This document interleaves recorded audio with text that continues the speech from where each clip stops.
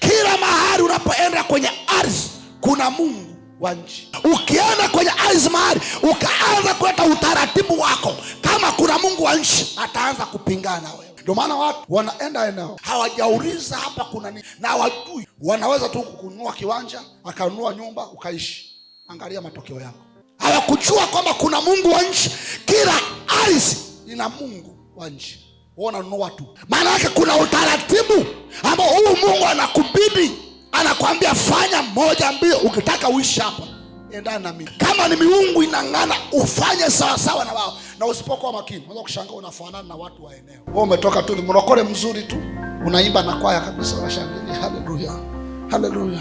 Unafika pale unaanza jamani, hapa tunakunywaga pombe. Kweli mimi sinywi pombe kawaida.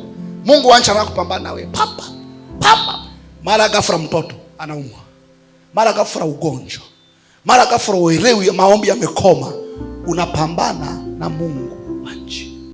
Mara tabia mbaya zimeinuka.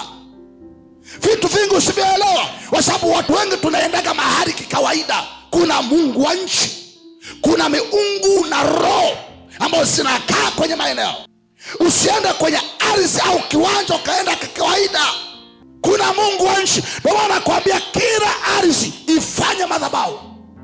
Kabla ya kuanza kujenga pale, kabla ya kuanza kulima pale, kabla ya kuanza kutekeleza jambo ambalo unakusudia moyoni, hakikisha unafuata taratibu za kufanya eneo kuwa madhabahu kwanza.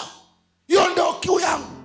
Ukishafanya kuwa madhabahu ndio uendelee na kazi unaotaka kuzifanya. Lakini kama usipofanya hivyo, matokeo yake utapambana na Mungu wa nchi. Na hicho ndio kitu kinawakuta wengi kwenye eneo hili.